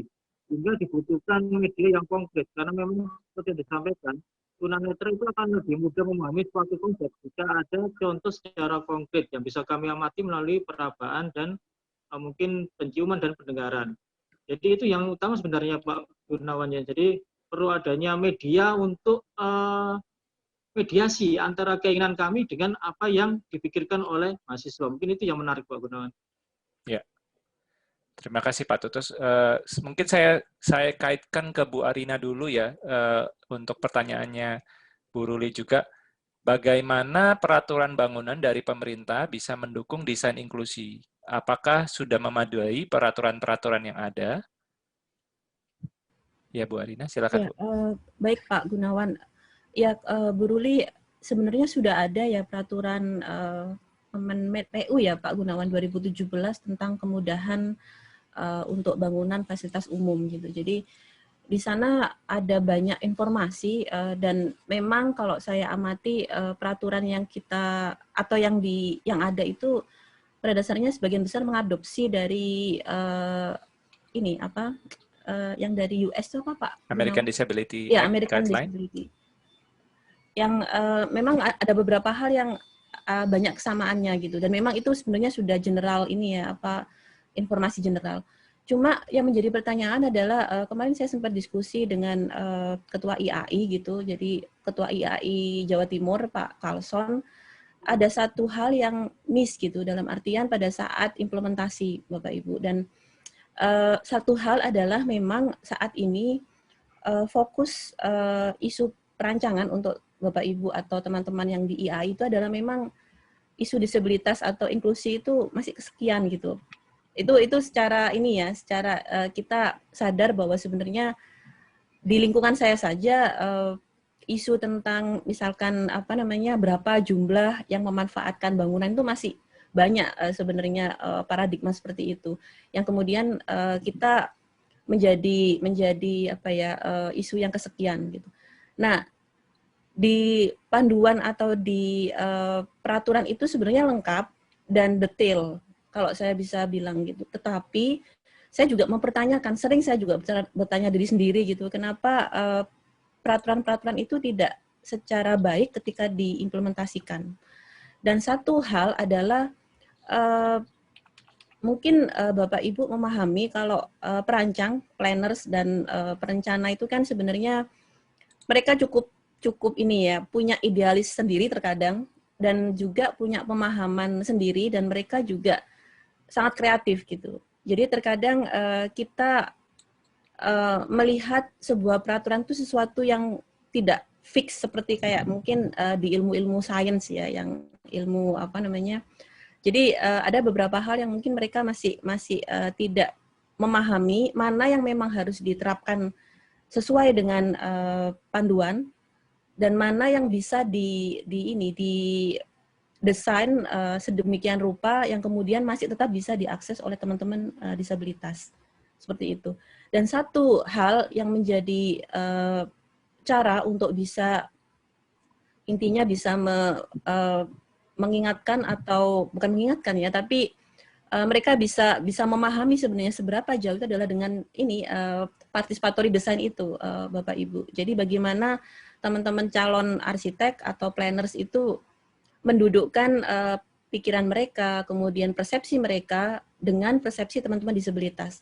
Yang akhirnya mereka akan memahami seberapa jauh mereka bisa berkreativitas, seberapa jauh mereka bisa memahami mana yang harus memang diterapkan sesuai dengan peraturan, tanpa kemudian menghilangkan fungsi keamanan dan kemudian kebutuhan teman-teman disabilitas. Jadi itu Bu Ruli yang bisa saya berikan. Jadi sudah ada peraturan yang yang dirumuskan oleh pemerintah. Mungkin seperti itu, Pak Gunawan. Kasih Bu. Saya menambahkan untuk Bu Ruli sebenarnya tadi saya salah link. Ada Bu peraturan Menteri PU dan pekerjaan, maaf, peraturan Menteri PUPR nomor 14 PRT/M 2017 tahun 2017. Kami di program profesi sudah menggunakan ini menjadi salah satu atau di SL kami dan juga di program profesi. Contohnya ini adalah salah satu contoh soal yang kami tawarkan gitu.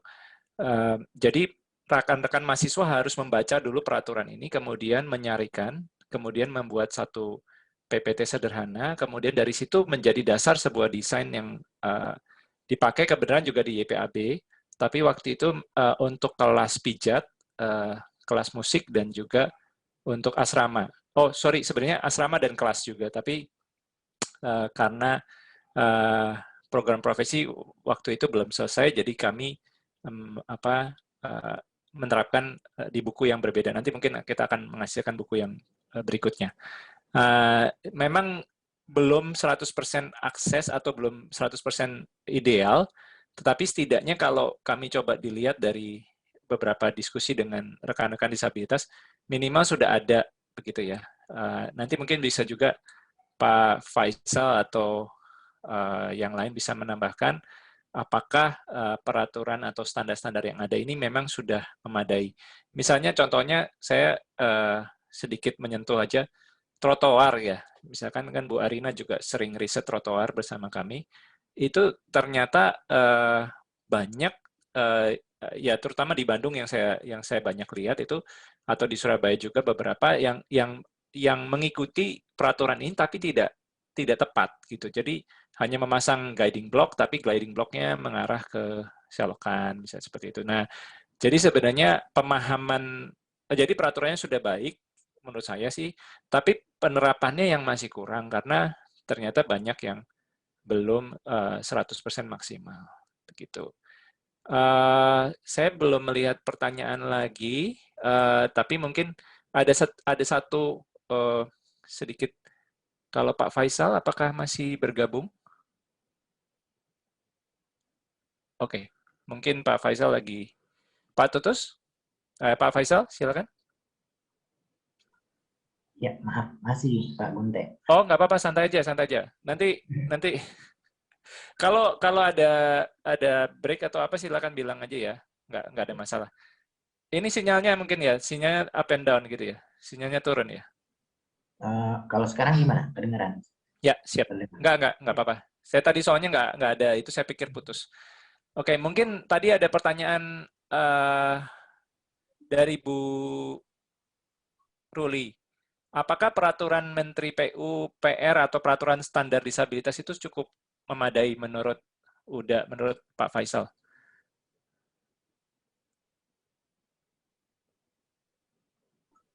Iya.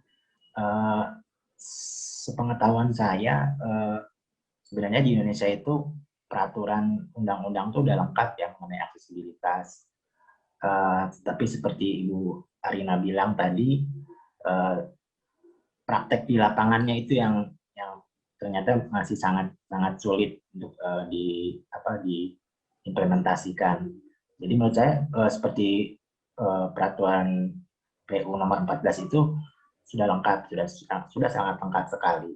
Cuma lagi-lagi ketika prakteknya, lalu koordinasi kerjanya di lapangan, seperti tadi kata Pak Gunte, ada pemasangan guiding block di jalan, tapi ternyata pemasangannya masih salah. Nah itu kalau kami pernah tanya-tanya di lapangan, kita tanya ke tukangnya, ini tahu nggak maksudnya apa? Nah itu malah banyak yang nggak tahu tukangnya gitu. Jadi sebenarnya ini edukasi juga misalnya dari perancang maupun kontraktornya bisa koordinasi bersama dengan tukangnya juga di lapangan seperti itu. Juga kalau saya juga suka lihat di lapangan juga ternyata tidak semudah itu juga misalnya untuk membangun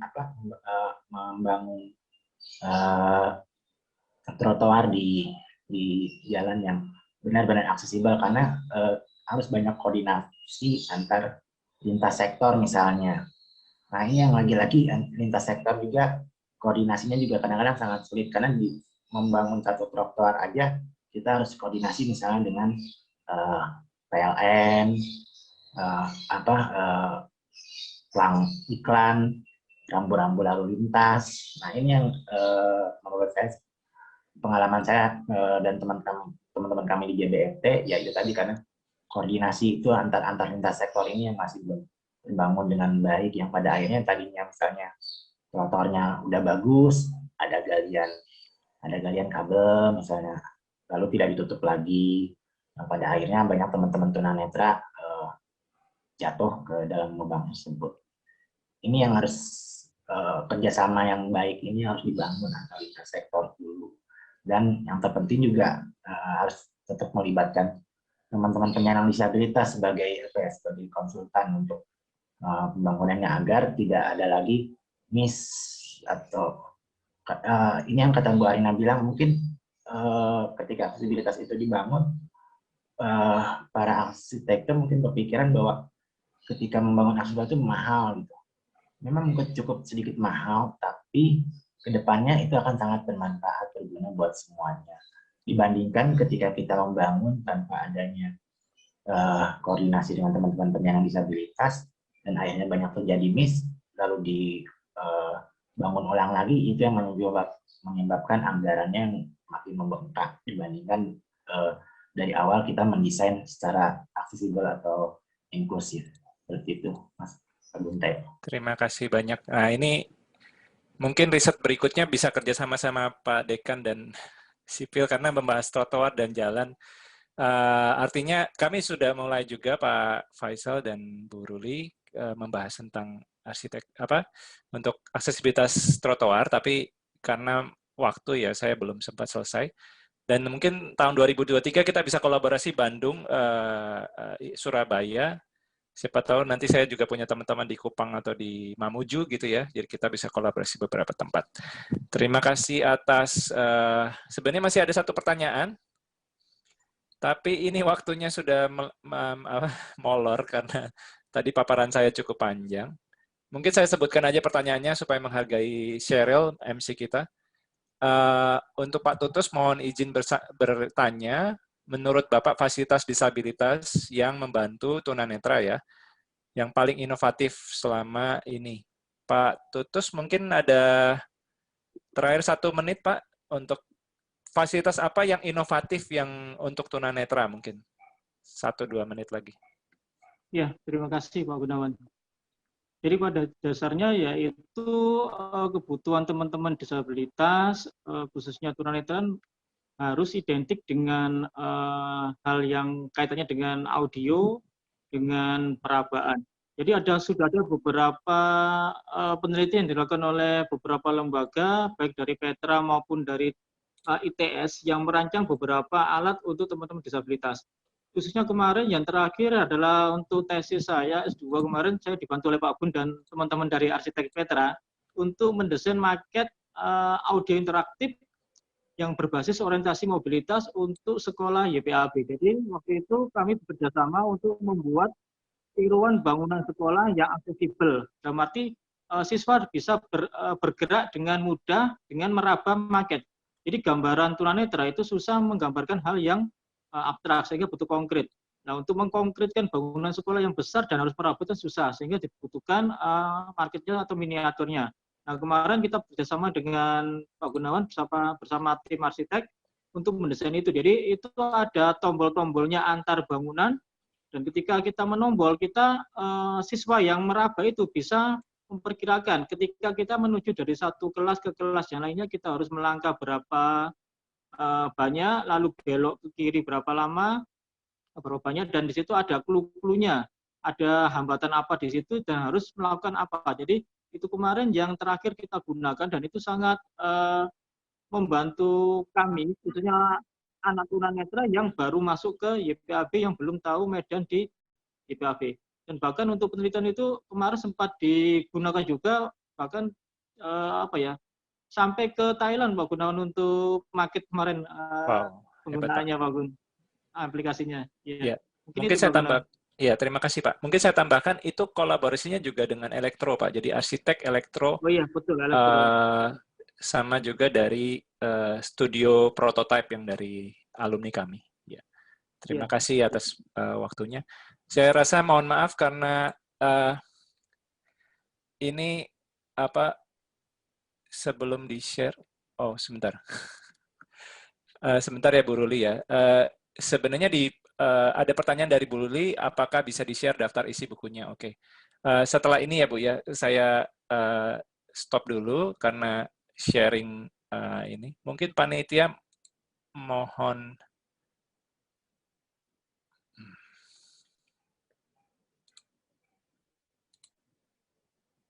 atau mungkin karena waktu Bu Ruli, nanti saya coba. Sebenarnya saya sudah meng-share di rekan-rekan yang Bapak Ibu yang hadir. Saya sudah share satu folder dari buku ini. Bukan daftar isi dari buku ini. Jadi Bapak Ibu bisa mengakses link kami yang kami bagikan sebentar. Itu bisa melihat daftar isinya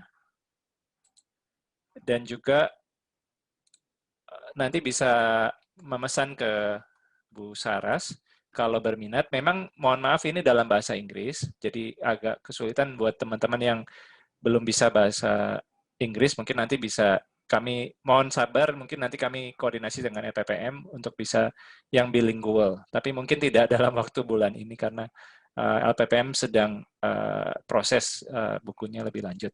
Terima kasih atas kesempatan yang diberikan bagi panitia dan terutama Pak Dekan, Bu Ruli dan juga Bu Dian dari Kaperpus, Petra juga Bu Ajeng dan rekan-rekan Humas yang mendukung juga.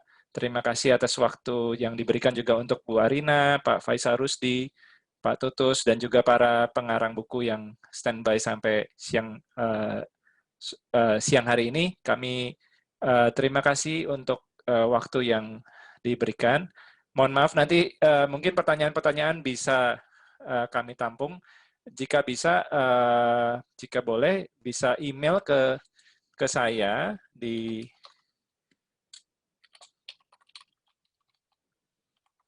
jadi nanti Bu Rina dan rekan-rekan yang masih mau bertanya bisa email ke kami atau WhatsApp ke kami setelah acara ini.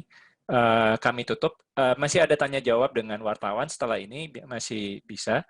Tetapi saya kembalikan lagi ke MC untuk kita tutup doa bersama dan ya terima kasih Pak Faisal, Pak Bu Arina dan Pak Tutus. Kita berikan aplaus dulu. Terima kasih banyak Pak Gunawan, Bapak Ibu. Aplausnya kalau teman-teman tunarungu katanya pakai begini. Ya, karena kan nggak bisa mic-nya nyala. Ya, terima kasih atas waktunya. Silakan MC kembali. Terima kasih Pak Gunte. Wah, luar biasa sekali ya Ker, bedah buku bersama para narasumber dan moderator kita hari ini. Benar, Cer. Banyak sekali ya yang kita bisa pelajari dan dari diskusi maupun pemaparan dari para narasumber hari ini. Nah, Ker, sebelum kita benar-benar mengakhiri bedah buku hari ini, ada baiknya kita tutup dengan doa. Oke, doa akan saya pimpin. Tuhan, terima kasih atas berkat dan rahmat yang sudah Kau berikan pada kami semua pada hari ini. Tuhan, terima kasih karena pada hari ini acara bedah buku dapat kami selesaikan dengan baik tanpa kekurangan suatu apapun. Kami berharap acara ini dapat menjadi berkat bagi kami semua. Terima kasih Tuhan. Amin. Amin. Kami mau mengucapkan terima kasih kepada seluruh hadirin yang sudah hadir dan meluangkan waktunya hari ini. Kami juga ingin meminta maaf atas perbuatan atau kata-kata kami yang kurang berkenan. Jadi saya Kerin. Dan saya Sheryl, pamit undur diri. Sampai jumpa di lain kesempatan. Stay safe and healthy semuanya. Thank you. Terima kasih. Terima kasih semuanya. Terima kasih. Semuanya. Pak Mufti, terima kasih Pak Mufti dari juru bahasa isyarat. Terima kasih Bapak Ibu. Terima kasih Bapak Ibu. Terima kasih Bu Dian. Terima kasih Bu Dian. Karina, kalau Bapak Ibu ada wartawan yang mau menanyakan, saya bisa lanjut. Terima kasih Pak Gunte. Terima kasih Pak Aden. Wah, sudah mampir. Terima kasih banyak. Iya.